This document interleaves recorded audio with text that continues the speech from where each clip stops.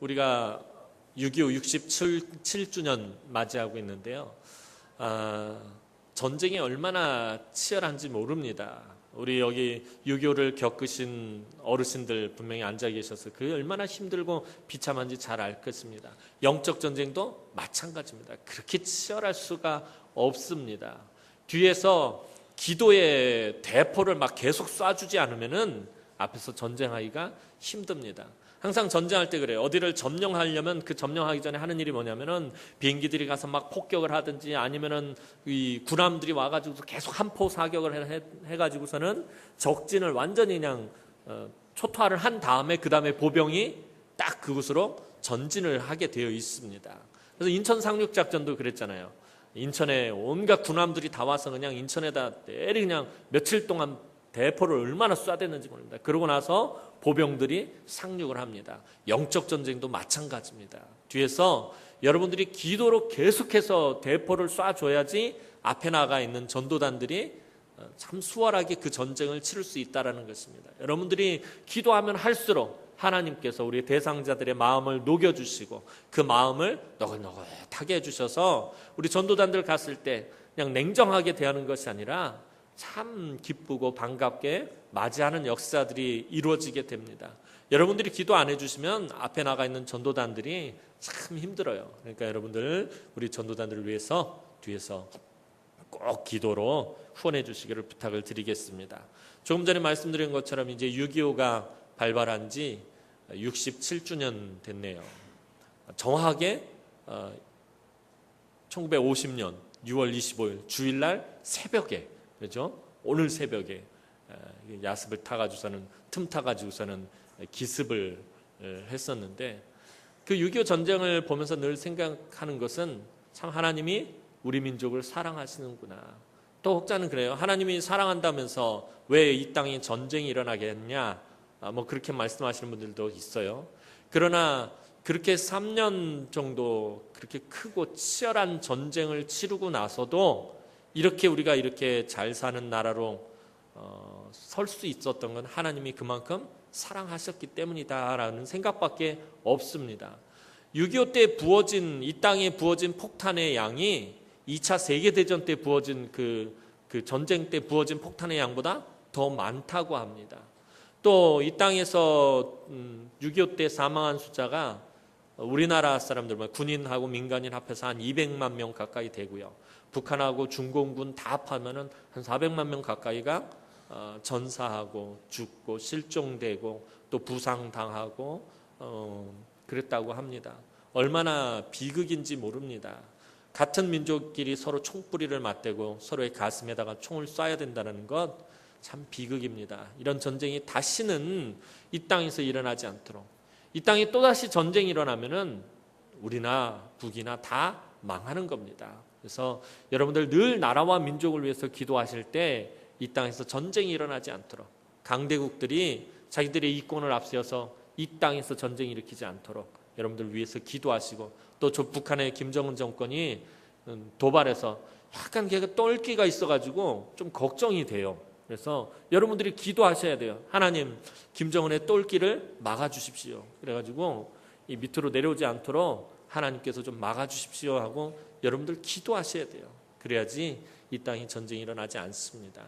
전쟁이 또다시 일어나는 건 정말 있어서는 안 되는 것 같습니다. 오늘도 성경에 나온 전쟁에 관련된 이야기를 한 가지 하면서 우리가 서로 은혜를 나누고 도전을 받아볼까 합니다.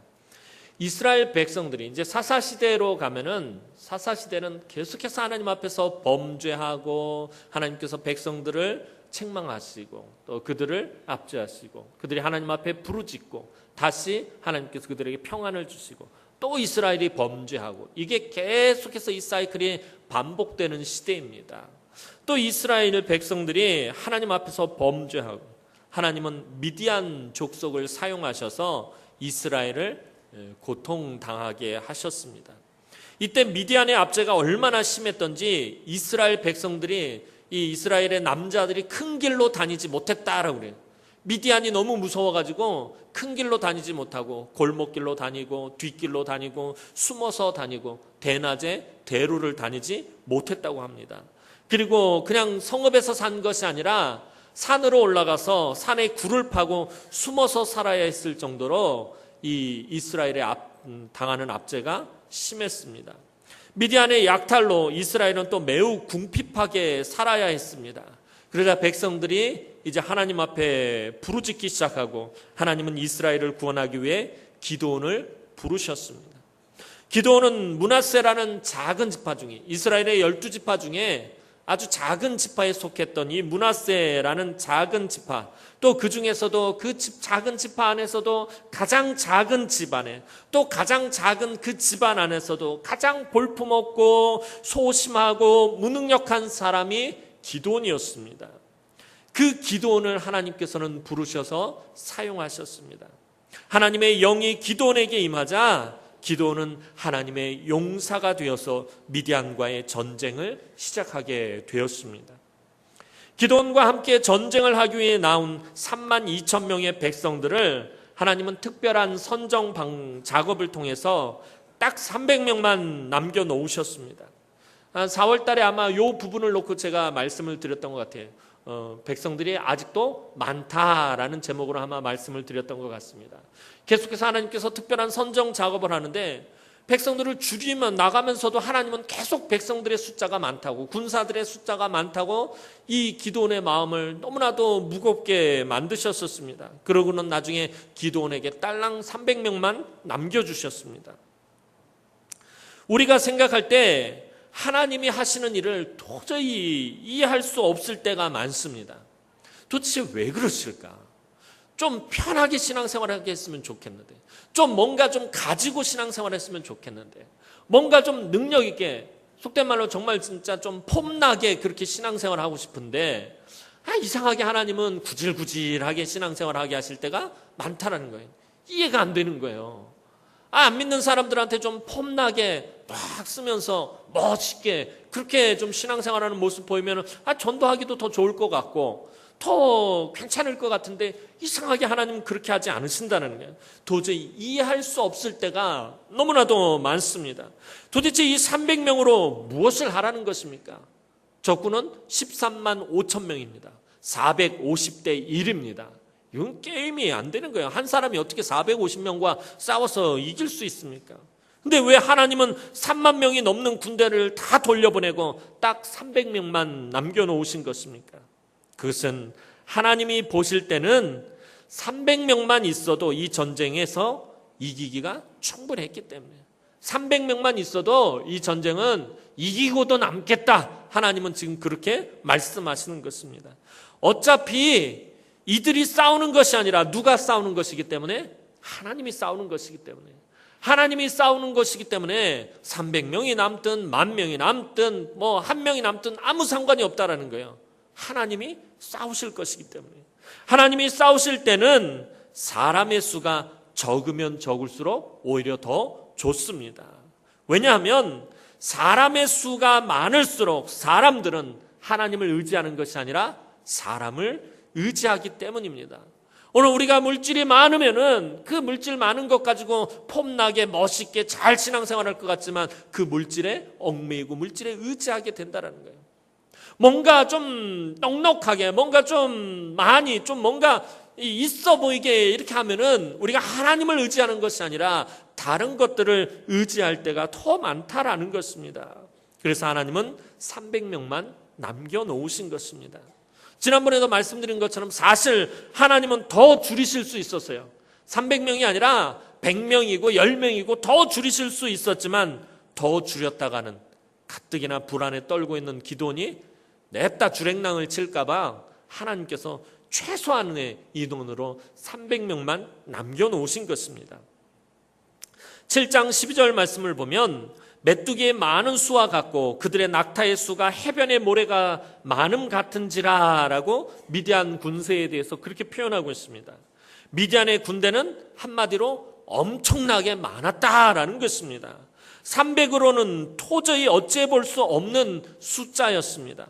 300명의 군사를 이끌고 13만 5천 명의 군사를 바라보는 기드온의 마음이 어떠했겠습니까? 여러분이 기드온이라면, 내가 기드온이라면 하고 생각하면서 이 말씀을 보시기 바랍니다. 항상 말씀을 읽을 때 참 중요한 것 중에 하나가 뭐냐면 상상력을 피는 게 되게 중요해요. 내가 기드온이라면, 내가 다윗이라면, 내가 삼손이라면, 내가 베드로라면, 내가 사도 바울이라면 그 입장이 되어서 여러분은 상상력을 가지고서 그 말씀에 그 속으로 들어가야 돼요. 오늘도 마찬가지예요. 내가 기드온이라면 300명의 군사를 딱 가지고서 13만 5천 명을 딱 바라보고 있을 때 그 심정이 어떠했을까? 그것을 내가 알지 못하면 이 말씀은 내 말씀이 될 수가 없어요. 그냥 지나가는 이야기밖에 되지 않는다는 거예요. 이 말씀 속으로 들어가려면 여러분들이 기드온이 되어야 돼요. 그리고 기드온의 마음을 이해할 수 있어야 돼요. 딱 300명만 가지고 13만 5천 명과 싸우는 이 기드온의 마음을 이해하지 못하면 절대로 오늘 말씀에서 여러분들이 은혜를 받을 수가 없어요. 하나님이 하시고자 하는 말씀이 무엇인지 깨달을 수가 없다라는 것입니다. 300의 군사를 가지고 13만 5천 명을 바라보는 기드온의 마음, 이때 기드온의 마음은 두려움으로 가득했다라는 거예요. 앞장에서 보면 6장에서 보면 여호와의 영이 임해서 이제 기드온이 용기를 내서 전쟁을 하러 나왔는데 성령을 받았음에도 불구하고 그 눈앞에 펼쳐져 있는 현실 세계를 바라보니까 13만 5천이라는 현실을 바라보니까 그 삶의 리얼리티 앞에서 이 기드온이 두려워할 수밖에 없었다는 거예요. 성령을 받지 않은 것이 아니에요. 분명히 앞장에서 여호와의 영이 기드온에게 임했다라고 말하고 있어요. 그럼에도 불구하고 기드온은 지금 두려워서 떨고 있는 것입니다. 이에 하나님은 기드온의 문제를 파악하시고 아직도 기드온이 두려워하고 있구나, 아직도 기드온이 확신하지 못하고 있구나, 하나님 그것을 아시고 이 기드온을 미디안 진영으로 내려가게 하십니다. 이상한 것은 지금 300대 13만 5천으로 기드온이 지금 쫄려 있는데, 아주 막 쫄아가지고선 그러고 있는데 하나님께서 기드온에게 하신 말씀이, 내가 지난번에 우리 엘리사 이야기한 것처럼 눈을 열어서 너와 함께한 불말과 불병과 하늘의 군대를 보여주마, 아니면 네 손에 내가 불의 검을 주마, 딱 이렇게 말씀하신 것이 아니라 너는 미디안 진영으로 내려가라 라고 말씀하셨어요. 또 이상한 말씀을 하시는 거예요. 그냥 봐도 무서워 죽겠는데 그 미디안 진영에 내려가서 정탐을 하라는 것입니다. 얼마나 기드온이 무서워했으면 하나님께서 너 혼자 내려가기 무서우면 네 부하를 데리고 내려가라 라고 말씀하세요. 그러니까 기드온이 무서워하고 있다는 걸 하나님도 알고 있어요. 그런데 그곳으로 내려가라는 거예요. 근데 기드온이 그 미디안 진영에 내려가서 확인한 게 뭐예요? 그냥 현실 그 자체를 더욱 확인했다는 거예요. 그때 미디안이 본 게 뭐냐면 조금 전에 말씀드렸던 12절 말씀이에요. 메뚜기 많은 수와 같고 그들의 낙타수가 해변에 모래같이 많은지라, 이거 진짜 장난 아니구나, 진짜 얘네들 많구나, 진짜 센 놈들만 왔구나, 얘네들 어떻게 싸워서 이기지? 가슴이 더 쫄았어요. 더 무서워져요. 더 막 두려움이 넘쳐납니다. 그런데 하나님께서는 기드온을 그 진영에 내려보내신 이유가 있었어요. 그곳에서 미디안 병사들이 하는 말을 엿듣게 함으로써 오히려 기드온의 두려움을 제거하셨어요. 두려움의 한복판으로 기드온을 던지시더니 그 두려움의 한복판에서 두려움을 제거해 주셨다는 거예요. 또는 하나님이 저와 여러분들에게 그렇게 하실 때가 있어요. 고난의 한복판으로 집어 던지실 때가 있어요. 저와 여러분들을 두려움의 한복판으로 던지실 때가 있어요. 때로는 궁핍한 삶의 한복판으로 던지실 때가 있어요. 때로는 힘들고 어렵고 걱정과 근심과 염려가 넘쳐나는 곳으로 저와 여러분들을 던지실 때가 있다는 거예요. 그런데 하나님께서 우리를 그곳에 던지시는 이유는 그것을 제거하기 위해서 그곳에 던지신다는 거예요. 봐라, 이것이 네 삶이다, 이것이 너의 현실이다. 그럼 네가 누구를 의지해야 되겠느냐? 나밖에 없지 않느냐? 나만 붙들어야 되지 않겠느냐? 하나님은 우리에게 그것을 요구하시는 거예요. 기드온에게도 마찬가지예요. 기드온에게 더욱더 현실을 보게 하셨어요. 헛된 것을 보게 하신 것이 아니라, 헛된 약속을 해주신 것이 아니라 네 삶의 현실을 봐라. 13만 5천 명이 이런 자들이다. 한 사람도 약한 자들이 없고 다 강한 놈들이다. 다 센 놈들이다. 네가 싸워서 이길 놈들이 아니다. 두려움의 한복판에 기드온을 던져버리셨어요. 두려움에 사로잡혀 있던 기드온은 벌벌 떨면서 있는 용기 없는 용기 다 끌어모아서 하나님의 말씀에 순종하며 적의 진영에 접근했어요. 만약 저와 여러분들이 기드온이라면, 아까 말씀드렸잖아요, 한번 기드온이 돼보세요. 너 미디안 진영에 내려가라. 저 같았으면 냅다 짐 싸들고 도망갔을 거예요. 주랭랑 쳐서 나 이 전쟁 안 할랍니다. 해도 너무하시지. 어떻게 이러실 수가 있어요. 그러면서 저 도망갔을 거예요. 그런데 기도는 진짜 있는 용기 없는 용기 다 끌어모아 가지고서는 하나님의 말씀에, 그러니까 기도원이 이 말씀에 순종하기가 쉬웠던 것이 아니에요. 사실은 우리가 생각할 때 기도원이 그냥 하나님 말씀에 순종, 내려가라 그러니까 내려가야지 하고서는 믿음에 순종하면 내려가야지 하고 내려간 게 아니에요. 진짜 도망가고 싶은 마음이 99.99999%였을 거예요. 없는 용기 있는 용기 끌어모아서 진짜 발발발발 떨면서 미디안 진영으로 내려갔었을 것입니다. 이전의 기도원 같으면 상상도 못할 모습이지만 지금의 기도원은 하나님께서 처음 기도원을 부르실 때 그 포도주 틀 속에서 무서워서 겁을 잔뜩 집어먹고서는 떨고 있었던 기도원이 아니었습니다. 하나님이 처음 기도원을 부르실 때 기도원을 뭐 하고 있었어요? 6장 앞부분에 보면은 포도주 틀 속에 숨어가지고서는 미디안 사람들 오나오나 눈치를 보면서 겁을 잔뜩 집어먹고 밀타작을 이 도리깨로 막 팡팡 치는 게 아니라 툭 치고 쳐다보고 툭 치고 쳐다보고 얼마나 소심하고 겁이 많았던 사람인지 모릅니다. 그럼에도 불구하고 하나님의 영이 그에게 임하고 그가 여러 가지 하나님의 훈련을 거치면서 이제 그가 변화된 거예요. 여전히 두렵지만, 예전 같으면 도망갔겠지만, 예전 같으면 그 자리에서 눈물 펑펑 흘리면서 주저앉았겠지만, 있는 것 없는 것 끌어모아가지고 애를 쓰면서 하나님 말씀에 순종하려고 애를 쓰면서 적진을 향해 내려갔다라는 것입니다. 적진에 접근하던 기도는 이제 보초를 서고 있던 2명의 미디안 병사의 이야기를 듣게 되는데, 그 이야기를 통해서 아주 놀라운 용기와 승리의 확신을 얻게 되었습니다. 이 미디안 병사들이 서로 자기가 꾼 꿈을 이야기하고 있는 거예요. 한 병사가 이야기합니다. 자기가 꾼 꿈은 보리떡 한 덩어리가 미디안 진영으로 떼굴떼굴 굴러 들어와서 미디안의 모든 진영을, 모든 장막을 무너뜨리는 꿈을 꾼 것입니다. 이 이야기를 옆에서 듣고 있던 병사가 뭐라고 말하냐면, 이 보리떡은 기드온의 칼이며 하나님이 미디안을 기드온의 손에 넘겨준 것이다 라고 그렇게 해몽을 하는 것입니다. 미디안 병사들이 그런 이야기를 하고 있는 것입니다. 기드온은 이 해몽을 듣고 하나님께 경배합니다. 오늘 본문 말씀 시작하죠. 15절 말씀 보면 기드온이 그 꿈과 해몽하는 말을 듣고 경배하며 이스라엘 진영으로 돌아와 이르되 일어나라, 여호와께서 미디안과 그 모든 진영을 너희 손에 넘겨주셨느니라 하고, 이제야 모든 일이 하나님 손에 달려있음을 기드온이 완전히 깨닫게 된 것입니다. 하나님이 이래서 나를 이 미디안 진영에 내려가라고 하셨구나, 이 두려워 떨고 있는 나를 이곳에 던지셨구나 하는 것을 알게 된 것입니다. 기도는 이제야 비로소 확신을 갖게 되었습니다.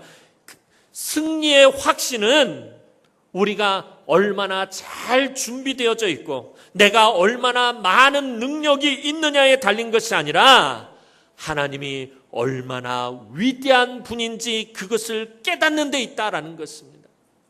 내가 준비를 아예 하지 말아야 된다는 얘기가 아니에요. 우리가 열심히 준비하고 우리가 여러 가지 것들을 갖추어야 하겠지만, 그것보다 더 중요한 것은 하나님이 얼마나 위대한 분이신지, 하나님이 얼마나 능력 있는 분인지 내가 깨닫는 것이 중요하다는 거예요. 내가 하나님이 위대한 분, 얼마나 위대한 분인지 아는 만큼, 깨닫는 만큼 내 삶에서 그 하나님의 능력과 그 하나님의 위대하심을 체험하게 되어 있기 때문입니다. 여러분들의 승리의 확신은 나에게 있는 것이 아니라 위대하신 하나님에게 있다라는 것입니다. 여러분들이 신앙생활하면서 부딪히는 여러 가지 영적 전쟁에서 여러분들이 가지게 되는 그 승리의 확신은 나에게 있는 것이 아니라, 내가 이렇게 오랫동안 신앙생활했으면, 내가 이렇게 열심히 했으니까, 내가 이렇게 많은 것들이 준비되어져 있으니까, 그동안 내가 많은 훈련을 받았으니까, 물론 그것도 중요합니다. 그러나 그거 이전에 나와 함께 하시는 하나님, 위대하신 하나님, 나와 함께 하시는 하나님, 능력의 하나님, 나와 함께 하시는 하나님, 승리의 하나님, 그것을 깨닫는 것이 더 중요하다라는 것입니다. 300명의 이스라엘 군사와 13만 5천의 미디안 군사를 번갈아 보며 두려움에 빠져있던 기드온은 적진에 와서 그 두려움의 한복판에 들어와서 오히려 미디안이 두려움에 빠져있다라는 것을 알게 되었습니다. 미디안이 두려워하고 있는 이유는 이 전쟁은 기드온이 싸우는 전쟁이 아니라 하나님이 싸우시는 전쟁이라는 것을 미디안 사람들이 알게 되었기 때문입니다. 미디안도 이번 전쟁이 이스라엘의 하나님과 싸우는 전쟁임을 드디어 알게 된 것입니다. 역사 속에서 이스라엘이 아무리 적은 군사를 가지고 있어도, 그들의 힘이 아무리 미약해도 그들이 섬기는 하나님이 함께 하시면 그 어떤 강력한 적들도 꼼짝도 못하고 다 패하고 말았습니다. 그런데 이스라엘이 지금 300의 군사로 대치한다라는 것은 하나님이 싸우시기로 한 분명한 표시인 것입니다. 미디안 사람들 입장에서도 보면은, 그러니까 우리가 지금 계속 기드온과 이스라엘 입장에서 봤어요. 미디안 입장으로 가서 한번 보시기 바랍니다. 미디안 13만 5천을 딱 끌고 왔어요. 어디 한번 한판 붙어보자 그러는데 저기 3만 2천 명이 나왔어요.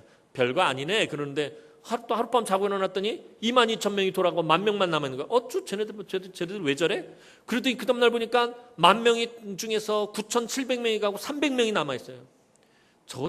왜 쟤네들 저렇게 똘끼가 충만해 있냐? 미디안 사람들 입장에서 보면 어이가 없어요. 그런데 한편으로는 당황스러운 거예요. 3만 2천 명이 왔다 딸랑 300명만 남았어요. 오히려 불안해지기 시작을 하는 겁니다. 쟤네들 왜 저러지? 뭐 때문에 저러지? 안에서 자기네들끼리 수근수근합니다. 이때 얘들이 내린 결론이 뭐였냐면은 저들이 섬기는 신이 움직이기로 한 거죠. 이스라엘이 섬기는 여호와라는 그 신이 지금 이스라엘을 대신해서 싸우려는가 보다라는 것을 이 미디안 사람들이 알게 된 거예요. 그래서 그 꿈을 들었을 때 이 병상한 얘기가 뭐예요? 기드온이, 그 보리떡은 기드온의 칼이다. 여호와께서 우리를 치시기로 한 거다. 저 이스라엘 사람들이 섬기는 신이 우리를 치기로 한 거다. 우리는 끝장났다라고 미디안 사람들이 겁을 집어먹게 된 것입니다. 오늘 중요한 이 기드온 스토리뿐만 아니라 우리가 영적인 전쟁을 하는 데 있어서 가장 중요한 그 핵심 문제가 뭐냐면은 두려움이라는 문제예요. 두려움. 왜 우리가 신앙생활 하면서 능력 있는 신앙생활을 하지 못하는 것입니까? 왜 우리가 힘있게 나가지 못하는 것입니까? 두려움이 우리 안에 있기 때문에 그러는 거예요. 처음에는 기드온 안에 두려움이 넘쳐나고 있었어요. 근데 하나님께서 그 두려움을 제하여 주시니까 어떻게 합니까? 기드온이 용기와 승리의 확신으로 넘쳐납니다. 처음에는 승리와 용기, 승리의 확신과 용기를 가지고 온 사람들이 미디안 사람들이었습니다. 그런데 그들의 중심에서 그것을 제하여 버리고 하나님께서 도리어 그들에게 두려움을 심어주셨다는 거예요. 아무것도 하지 못하게 된 것입니다. 300명만 남은 이스라엘을 보면서 미디안은 하나님이 이스라엘을 위해서 싸우시기로 한 것을 알아채고 오히려 겁을 집어먹게 되었습니다. 이 사실을 기드온은 적진에서 깨닫게 된 것입니다. 그리고 기드온의 마음은 승리의 열망으로 뜨겁게 타올랐습니다.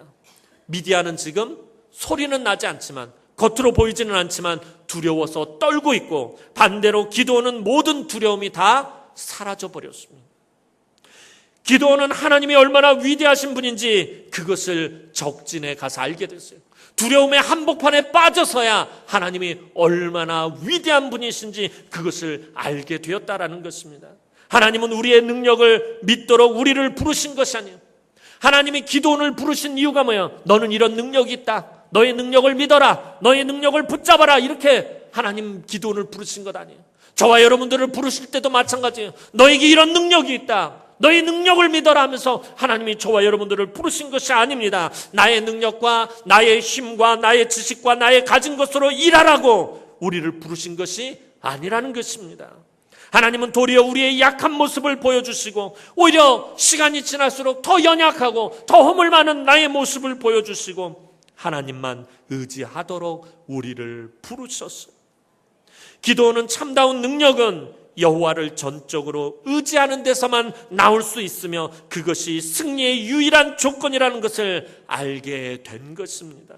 오늘 저와 여러분들도 마찬가지입니다. 우리가 이 땅을 살아가며 싸우는 치열한 영적인 전쟁에서 승리하는 것은 나의 능력이 있지 않다라는 것입니다. 만약 나의 능력이 있다면 이 땅에서 영적 전쟁을 하는 사람 중에서 많이 배운 사람, 많이 가진 사람, 많은 능력을 가진 사람만 이기게 되어 있습니다. 그러나 실제로 그렇습니까? 아니라는 것입니다. 못 배운 사람, 가진 것 없는 사람, 건강이 없는 사람, 그럼 맨날 영적인 전쟁에서 맨날 져야만 하는 것입니까? 아닙니다. 이 전쟁의 승리의 요인은 내 능력이 있는 것이 아닙니다. 내가 가진 것에 있는 것이 아니라 오직 하나님을 전적으로 의지하는 것에 있다라는 것입니다. 승리의 요건은 하나님에게 있는 것입니다. 이와 같은 사실을 깨닫고 확신이 생긴 기드온은 그 밤에 즉시로 미디안을 치기로 합니다. 다시는 주저하지 않습니다. 즉시로 미디안을 치기로 합니다. 일어나라! 여호와께서 미디안과 그 모든 진영을 너희 손에 넘겨주셨느니라. 조금 전까지만 해도 너무 무서워서 벌벌벌 떨던 기드온이 백성 그 300의 용사들에게 외칩니다. 일어나라! 하나님이 드디어 우리에게 붙이셨다. 저 원수들을 붙이셨다. 비록 처음에는 두려워서 주저하기만 하던 기드온이었지만 여러 차례 하나님의 테스트와 훈련을 거쳐 이전과는 너무나도 다른 믿음의 사람으로 변화되었습니다. 기드온이 이스라엘 역사 속에서 전설적인 사사가 될 수 있었던 것은 그가 자신의 연약함을 분명히 알고 철저하게 하나님의 능력을 전적으로 의지했기 때문이었습니다. 이제 기드온은 300의 용사와 함께 그 밤에 미디안 진영을 급습합니다. 군사를 100명씩 세대로 나누어서 나팔과 횃불과 항아리를 들게 했습니다. 너희는 나를 따라서 해라. 내가 하라는 대로 해라. 자, 100명씩 나눠서 가서 서서 자, 내가 어느 시점이 돼가지고서는 내가 항아리를 깨고 나팔을 불면 너희도 똑같이 해라 하면서 이들이 나팔과 횃불과 항아리를 들고 갔어요. 이스라엘의 무기가 무엇입니까? 오늘 본문을 보니까 나팔과 횃불과 항아리, 이것이 이스라엘의 무기였습니다. 다시 말해서 지금 이스라엘 군사들에게는 칼과 창이나 활이 없었다라는 것입니다. 아예 애시당초 칼도 없었고 창도 없었고 활도 없었습니다. 왜요? 자, 횃불을 들었는데 횃불을 감추기 위해서 어떻게 해요? 항아리로 감죠. 그럼 두 손을 다 사용합니다. 오른쪽 어깨는 나팔을, 왼쪽 어깨는 이렇게 오른손으로 나팔을 붙잡고 불어야 되니까 왼쪽 어깨에다가는 나팔을 차고 있고요. 칼이나 창이나 활을 들고 있을 수가 없습니다. 오직 이 300의 용사는 횃불과 항아리와 나팔만 들고서는 지금 나아간 것입니다. 겉으로 보기에 너무나도 허술하고 쓸모없는 무기라고 할 수도 없는 것이었지만 이스라엘에 숨겨진 필살기는 따로 있었습니다. 이스라엘에 숨겨진 강력한 무기는 따로 있었습니다. 그것은 바로 여호와 하나님이었습니다. 기드온을 따라서 용기를 내어 미디안을 급습한 300의 용사는 기드온의 신호에 맞춰서 나팔을 불며 항아리를 깨트리면서 여호와를 위하라, 기드온을 위하라 함성을 지르게 하였습니다. 사실 인간적으로 이 장면을 보면서 과연 기드온의 300의 용사가 나팔과 횃불과 항아리로만 13만 5천 명의 미디안 군사를 어떻게 이길 수 있을까 하는 궁금증이 커져만 갑니다.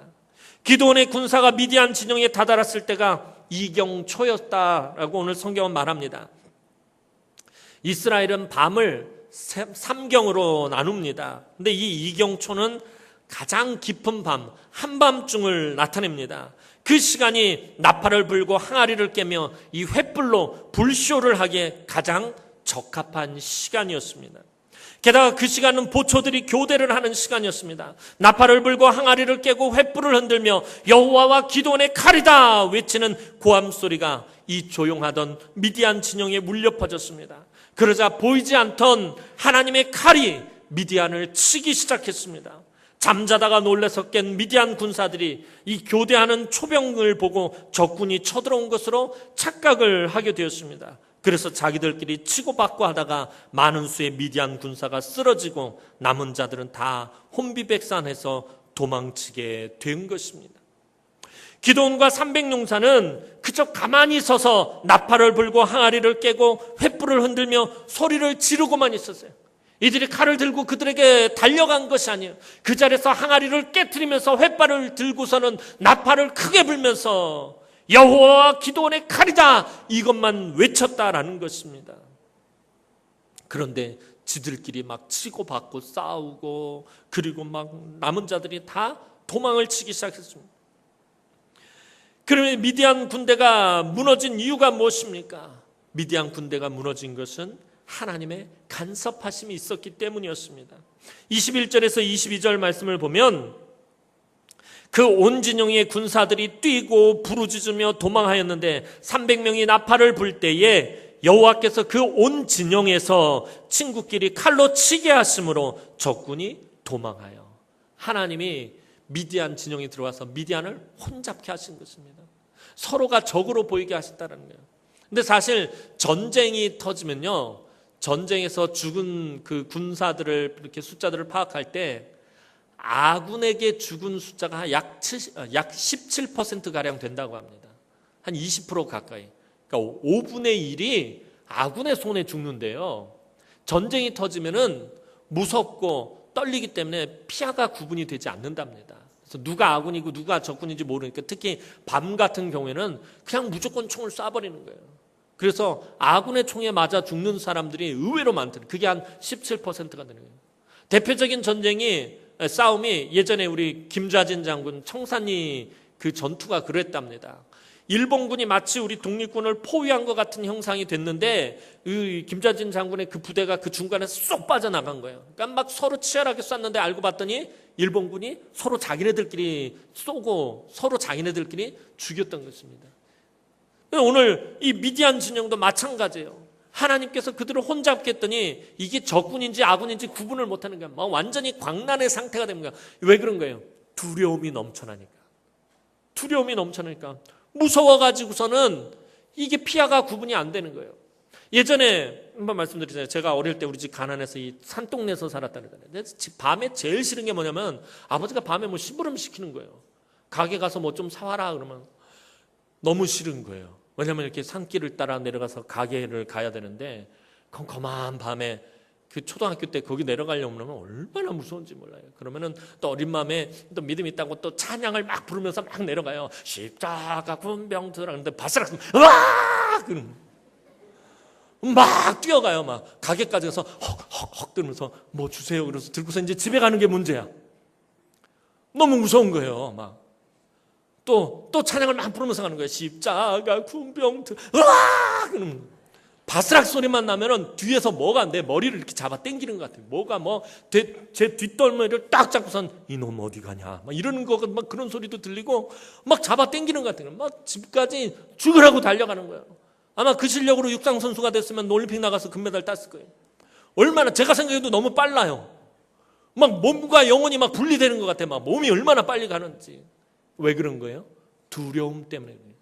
집에까지 가는데 아무 생각이 없어요. 그냥 무섭다라는 생각밖에 안 들어요. 안에 막 두려움 때문에 심장이 막 벌렁벌렁 하는데 둥둥둥둥둥둥 뛰고 막 정신이 하나도 없는 거예요. 주변 사물이 눈에 보이지도 않아요. 나뭇가지가 막 나를 때리는데 그게 뭐야? 알게 뭐야? 막 그냥 무조건 집으로 가는 게 중요해요.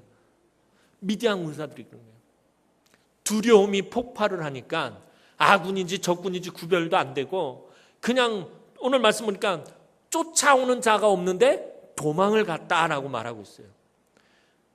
제가 그랬잖아요. 쫓아오는 게 없는데 뭐가 쫓아오는 것 같아서 무서워서 막 그냥 냅다 달려간 거예요. 미디안 군사들이 그랬다는 거예요.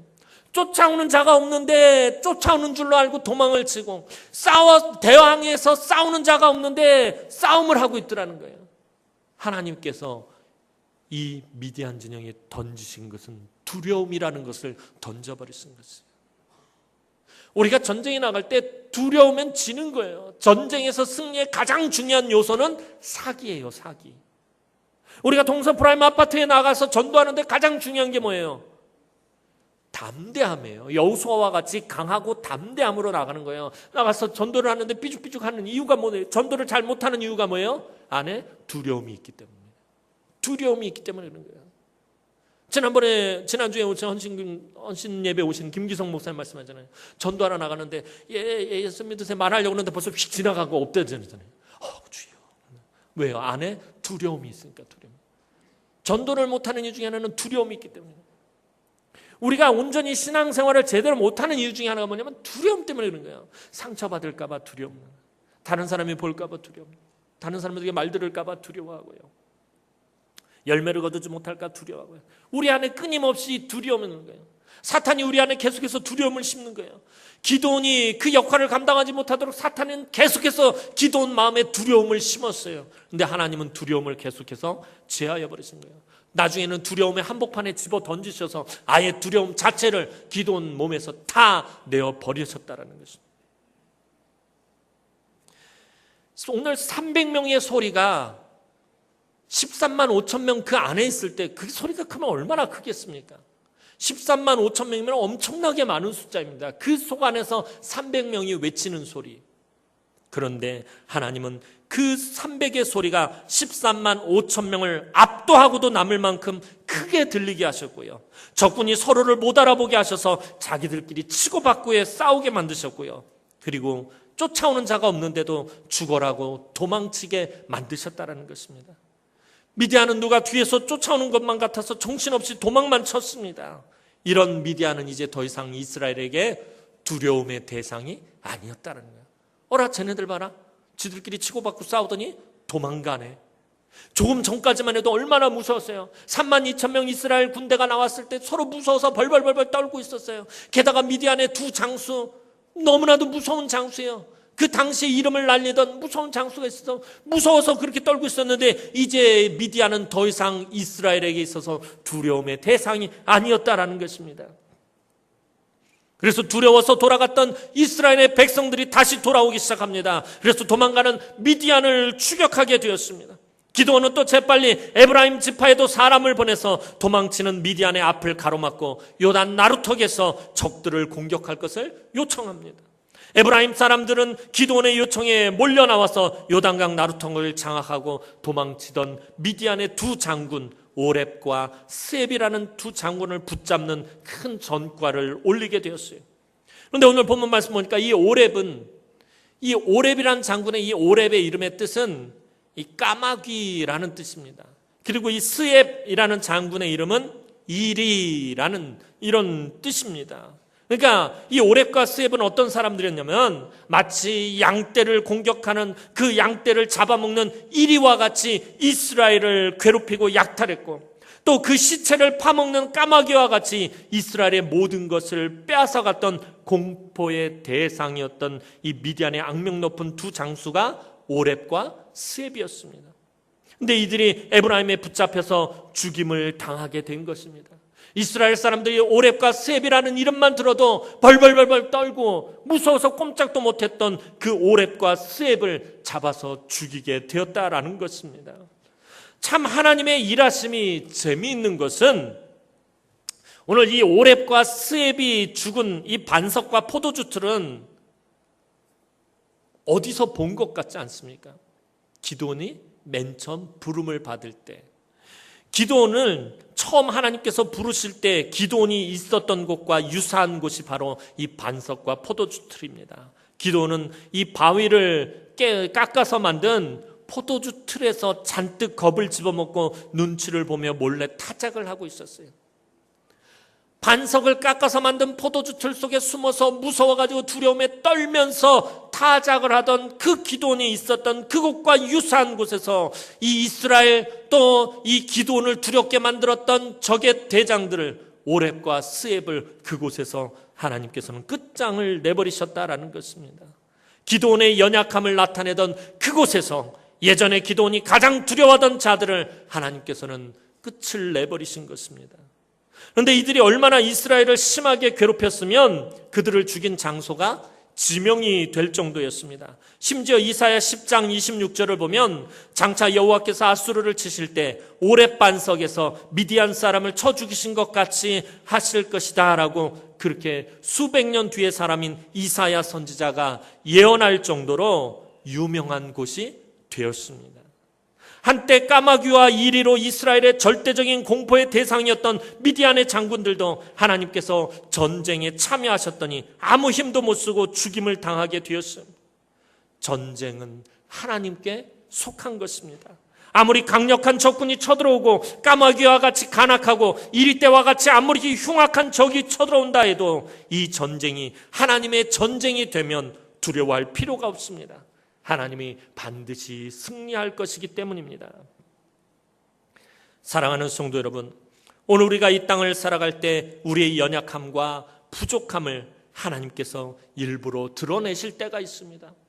하나님께서 오히려 더 우리의 연약함과 부족함과 우리의 부끄러움을 더 하나님께서는 드러내실 때가 있습니다. 그때는 낙심하거나 실망하지 마시기 바랍니다. 왜냐하면 그것은 하나님께서 당신만을 의지하라는 사인이기 때문입니다. 네가 부족하냐? 네가 연약한 줄 이제 알았느냐? 네가 부끄러운 줄 이제 깨달았느냐? 그럼 나만 바라봐라.